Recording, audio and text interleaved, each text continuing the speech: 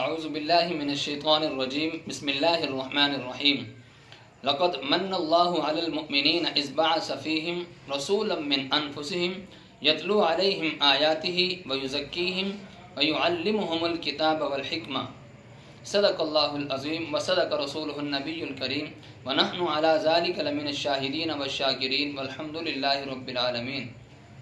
اللہ رب العزت کے اس امت پر بے شمار احسانات ہیں، بے شمار نعمتیں ہیں۔ ہم اللہ کی نعمتوں کو گننا بھی چاہیں ہم گن نہیں سکتے، شمار نہیں کر سکتے۔ قرآن پاک کی آیت ہے وَإِن تَعُدُّوا نِعْمَةَ اللَّهِ لَا تُحْصُوهَا، کہ تم اللہ کی نعمتوں کو گننا بھی چاہو نہیں گن سکتے۔ فَبِأَيِّ آلَاءِ رَبِّكَ تَتَمَارَىٰ، تم اپنے رب کی، اپنے پروردگار کی کون کون سی نعمت کے بارے میں شک میں پڑے ہوئے ہو۔ فَبِأَيِّ آلَاءِ رَبِّكُمَا تُكَذِّبَانِ، تم اپنے پروردگار کی کون کون سی نعمت کو جھٹلاؤ گے؟ ایک آدھی ہو تو جھٹلائیں، ان گنت نعمتیں، ان گنت احسانات اللہ کے ہم پر موجود ہیں، ہم نہ ان کو شمار کر سکتے، نہ گن سکتے، نہ جھٹلا سکتے ہیں، نہ شک میں پڑ سکتے ہیں۔ اللہ کی ایک نعمت کے بارے میں بھی ہم شکریہ ادا کرنا چاہیں، اس کا بدلہ چکانا چاہیں، پوری زندگی سر سجدے میں رکھ کر بھی گزار دیں، شکریہ ادا نہیں کر سکتے، حق ادا نہیں ہو سکتا۔ بے شمار نعمتیں، لیکن کبھی بھی اللہ رب العزت نے اپنی نعمتیں دینے کے بعد اس امت پر احسان نہیں جتلایا کہ میں نے تم پہ احسان کیا۔ حالانکہ یقیناً اللہ کے ہم پر احسانات ہیں، لیکن اللہ احسان جتلا نہیں رہے کہ میں نے تم پہ احسان کیا۔ ایک ایسی نعمت جو اللہ کے خزانے میں بھی ایک، نہ اس سے پہلے وہ نعمت اور نہ اس سے بعد وہ نعمت، ایسی وہ نعمت اللہ نے اس امت کو دی کہ دینے کے بعد اللہ رب العزت نے احسان جتلایا کہ میں نے تم پہ احسان کیا۔ کتنی بڑی وہ نعمت ہوگی، کتنی بڑی وہ دولت، کتنا بڑا اللہ کا احسان ہے کہ جو اللہ کے خزانے میں ایک ہی نعمت تھی جو اللہ نے اس امت کو دی ہے، اور وہ نعمت، وہ دولت، وہ بہت بڑا خزانہ، وہ اللہ کا بہت بڑا احسان اس امت پر نبی پاک صلی اللہ علیہ وسلم کی صورت میں ہے کہ اللہ نے آخری نبی کہ جن کے لیے کائنات بنی ہے، جن کے لیے زمین و آسمان کا نظام سجایا بنایا، جن کے لیے 1,24,000 کم و پیش نبیوں کا سلسلہ چلایا، وہ آخری نبی، وہ آخری پیغمبر اس امت میں بھیج کر اللہ نے اس امت پہ احسان کر دیا۔ قرآن پاک کی آیت کہ میں نے تم پہ احسان کیا کہ تم میں اپنے نبی کو بھیجا، اور پھر نبی کو بھیجنے کے بعد 4 مقاصد اللہ نے قرآن میں بیان فرمائے۔ آج ہمیں یہ 4 مقاصد ذہن میں رکھنے چاہیے، ہر وقت دل و دماغ میں رہنے چاہیے کہ ہمارے نبی مقاصد کیا لے کر آئے، ہمارے نبی کیا کام لے کر آئے، اللہ نے ان کے ذمے کیا کام لگائے۔ آج ہم حضور کے آنے کے مقاصد کو بھول گئے، صرف ان کی پیدائش پر واویلا کر کے، شور مچا کے، بھنگڑا ڈال کے، اور اپنے آپ کو عاشق رسول اور اپنے آپ کو محب رسول کہنا شروع کر دیں، اور حضور کی تعلیمات کو یکسر بھلا دیا جائے، حضور کے آنے کے مقاصد کو بھول جائیں۔ تو حضور کے دنیا میں تشریف لانے کے 4 بڑے اہم مقاصد تھے۔ پہلا مقصد قرآن پاک کی تلاوت کرنا۔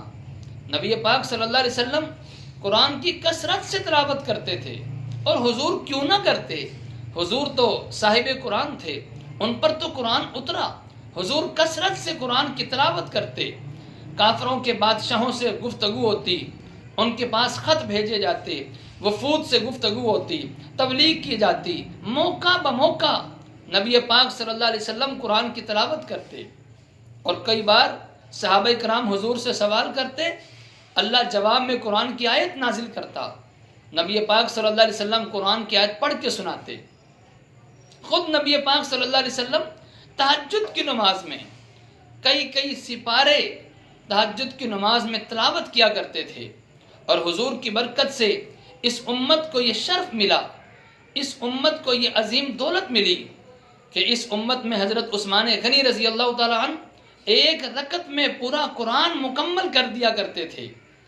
حضرت امیر معاویہ رضی اللہ تعالیٰ عنہ بھی ایک رکعت میں پورا قرآن پڑھا کرتے تھے، اور کئی صحابہ کے، بزرگوں کے، تابعین کے واقعات ہیں۔ حضرت امام اعظم ابو حنیفہ رحمۃ اللہ علیہ رمضان المبارک کے مہینے میں 61 قرآن مکمل کیا کرتے تھے، ایک دن کے وقت ایک شام کے وقت، ایک دن کے وقت ایک شام کے وقت 60 قرآن اور ایک قرآن تراویح کے اندر پڑھا کرتے تھے۔ تو 61 قرآن حضرت امام اعظم ابو حنیفہ رحمۃ اللہ علیہ رمضان المبارک کے مہینے میں تلاوت کرتے، یہ حضور کی برکت سے ہے۔ تو نبی پاک صلی اللہ علیہ وسلم کی دنیا میں تشریف لانے کا پہلا مقصد قرآن کی تلاوت کرنا، اور دوسرا مقصد قرآن کے مطالب، معانی، تفاسیر اور تشریح سمجھانا۔ صحابہ کرام باوجود اس کے کہ عربی زبان جانتے تھے، ماہر آدمی تھے، لیکن اس کے باوجود تشریح اور تفسیر حضور سے پوچھنی پڑتی تھی۔ کئی ایسے موقع آئے صحابہ کرام قرآن کی آیت سمجھنے کے لیے حضور کے پاس آئے، اے اللہ کے نبی صلی اللہ علیہ وسلم اس آیت کا مطلب کیا ہے؟ پھر حضور بتلاتے اس آیت کا یہ مطلب ہے۔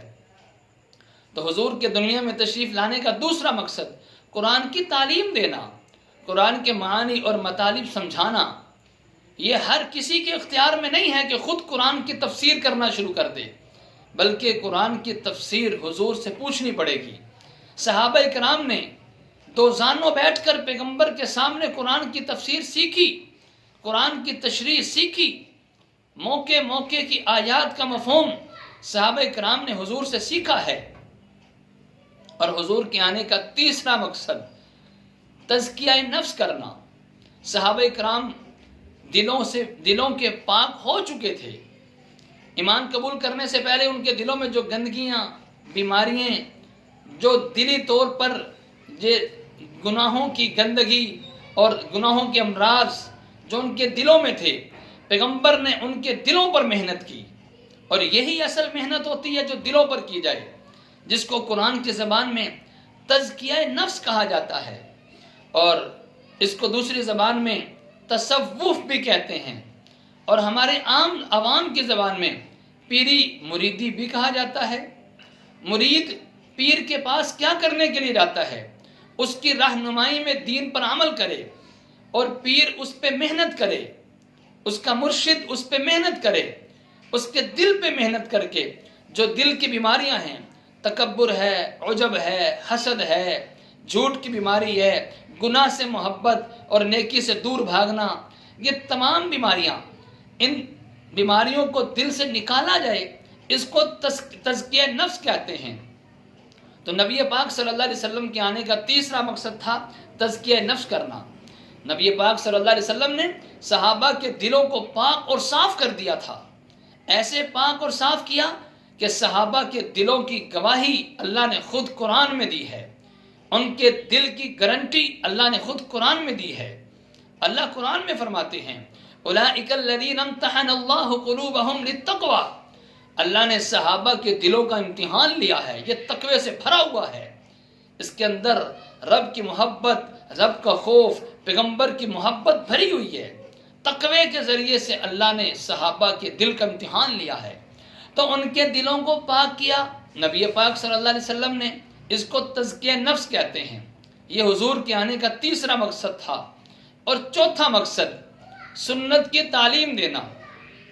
نبی پاک صلی اللہ علیہ وسلم نے امت کو موقع بموقع سنت کی تعلیم دی ہے، صبح اٹھنے سے لے کر رات سونے تک، پیدائش سے لے کر موت تک، حتیٰ کہ باہر کی زندگی، گھر کی زندگی، چھوٹی چھوٹی چیزیں بھی پیغمبر نے بتلائی ہیں۔